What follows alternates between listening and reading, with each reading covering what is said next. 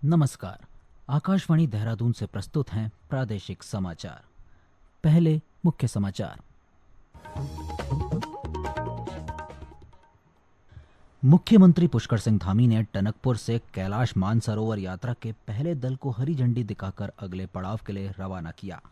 प्रदेश में चालू वित्तीय वर्ष की पहली तिमाही में खनन विभाग ने 3 अरब 31 करोड़ रुपए से अधिक का राजस्व अर्जित कर नया रिकॉर्ड बनाया।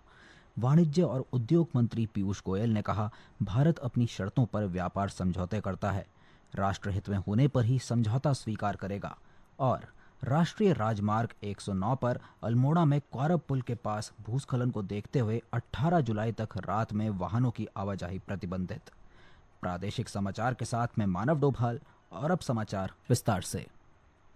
मुख्यमंत्री पुष्कर सिंह धामी ने आज चंपावत जिले के टनकपुर से कैलाश मानसरोवर यात्रा के पहले दल को हरी झंडी दिखाकर अगले पड़ाव के लिए रवाना किया। दिल्ली से चला यह यात्रा दल कल अपने पहले पड़ाव टनकपुर पहुंचा था। 50 सदस्यीय इस दल में गुजरात, दिल्ली, राजस्थान, महाराष्ट्र, उत्तर प्रदेश, बंगाल, तेलंगाना और छत्तीसगढ़ के श्रद्धालु शामिल हैं।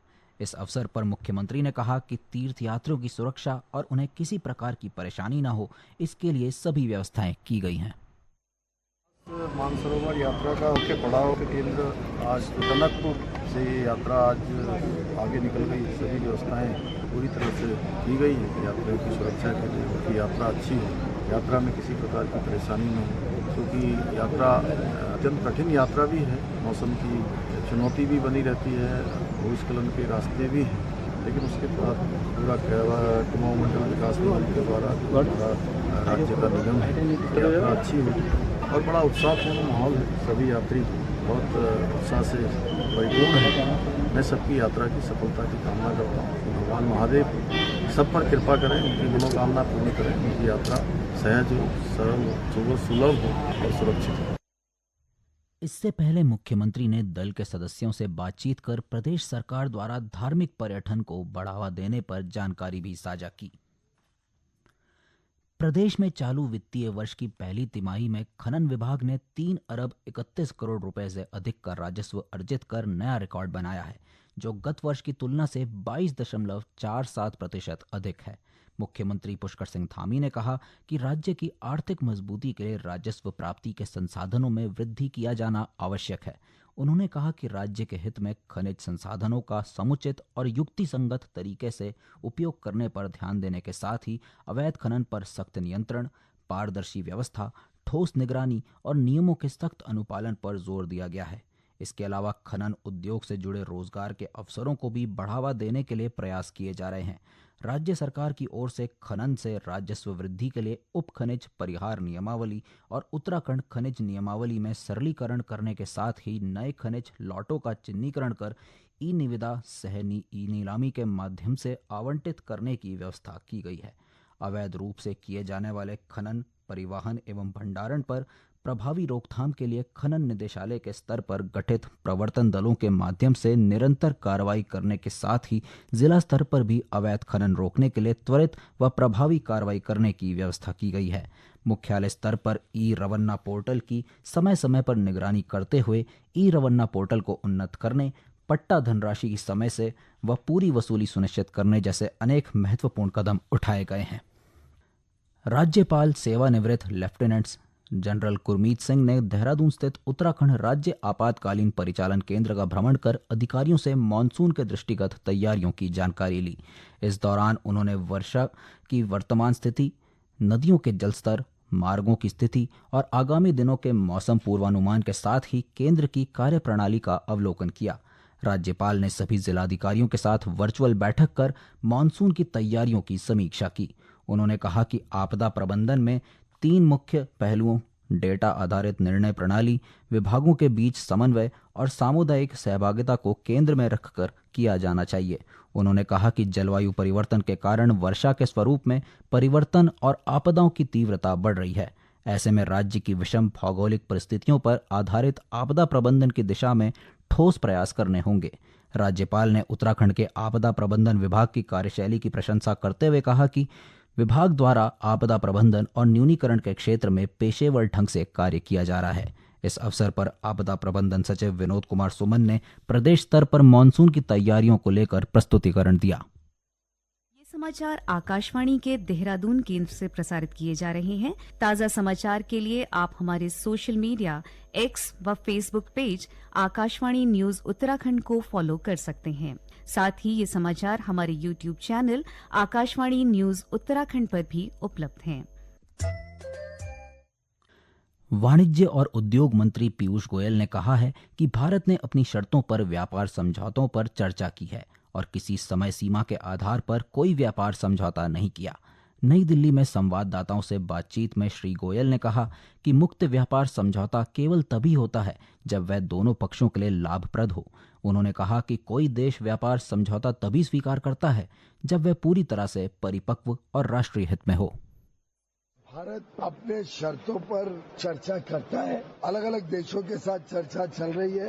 यूरोपियन यूनियन हो, न्यूजीलैंड हो, ओमान हो, यूएसए हो, चिली हो, पेरू हो, कई देशों के साथ एग्रीमेंट की बात चल रही है। फ्री ट्रेड एग्रीमेंट तभी संभव होता है जब दो तरफा फायदा हो। It should be a win win agreement.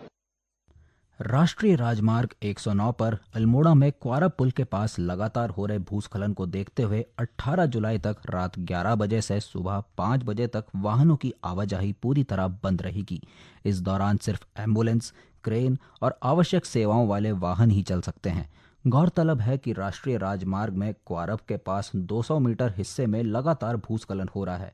ऐसे में वर्तमान में यहां पर सुरक्षात्मक कार्य किया जा रहा है। अल्मोड़ा के जिलाधिकारी आलोक कुमार पांडे का कहना है कि सड़क पर पहाड़ी से पत्थर, मलबा गिरने के कारण यहां से रात के समय वाहनों के लिए आवाजाही करना खतरनाक बना हुआ है। लोगों की सुरक्षा को देखते हुए यह निर्णय लिया गया है। उनके अनुसार आदेशों की अवहेलना करने वालों पर कार्रवाई की जाएगी। वहीं प्रतिबंधित समय पर सड़क दुर्घटना और वाहन संचालन के लिए संबंधित चौकी, थाना प्रभारियों को जिम्मेदारी होगी। मुख्यमंत्री पुष्कर सिंह धामी ने आज उधम सिंह नगर जिले के खटीमा के नगरा तराई क्षेत्र में अपने खेत में धान की रोपाई कर किसानों के परिश्रम, त्याग और समर्पण को नमन किया। उन्होंने कहा कि अन्नदाता न केवल हमारी अर्थव्यवस्था की रीढ़ हैं, बल्कि संस्कृति और परंपराओं के संवाहक भी हैं।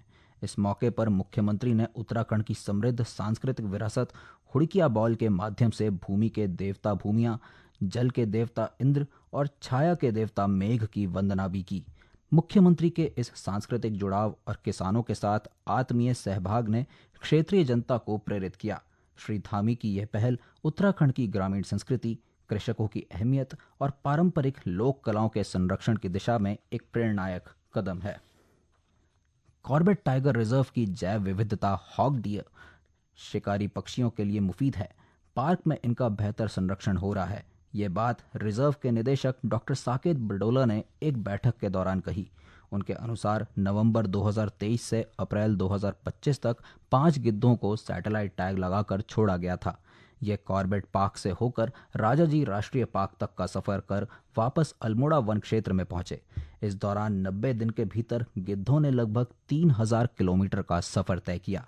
इसके अलावा कॉर्बेट टाइगर रिजर्व में गिद्धों की 9 प्रजातियां देखने को मिली, जो अच्छा संकेत है। पर्यावरण के संतुलन में गिद्ध अपनी अहम भूमिका निभाते हैं। वहीं सर्वे रिपोर्ट में कॉर्बेट के जंगल में शिकारी पक्षियों के ठिकाने सुरक्षित मिले हैं। इससे कॉर्बेट का जंगल वन्य जीवों के बाद शिकारी पक्षियों के अनुकूल है। चमोली जिला विधिक सेवा प्राधिकरण ने जिले में 1 जुलाई से 90 दिनों तक मध्यस्थता अभियान शुरू किया है। अभियान के तहत न्यायालयों में लंबित प्रकरणों को मध्यस्थ अधिवक्ता के सहयोग से आपसी सुलह समझौते के आधार पर निःशुल्क निस्तारित किया जाएगा।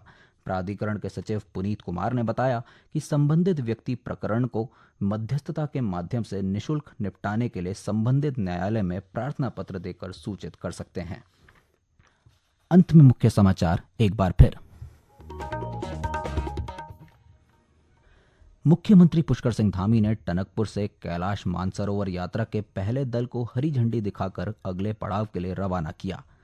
प्रदेश में चालू वित्तीय वर्ष की पहली तिमाही में खनन विभाग ने 3 अरब 31 करोड़ रुपए से अधिक का राजस्व अर्जित कर नया रिकॉर्ड बनाया। वाणिज्य और उद्योग मंत्री पीयूष गोयल ने कहा, भारत अपनी शर्तों पर व्यापार समझौते करता है, राष्ट्र हित में होने पर ही समझौता स्वीकार करेगा। और राष्ट्रीय राजमार्ग 109 पर अल्मोड़ा में कौरब कुल पुल के पास भूस्खलन को देखते हुए 18 जुलाई तक रात में वाहनों की आवाजाही प्रतिबंधित। इसके साथ ही प्रादेशिक समाचार का ये अंक समाप्त हुआ। अगला समाचार बुलेटिन शाम 6:30 बजे प्रसारित किया जाएगा। नमस्कार।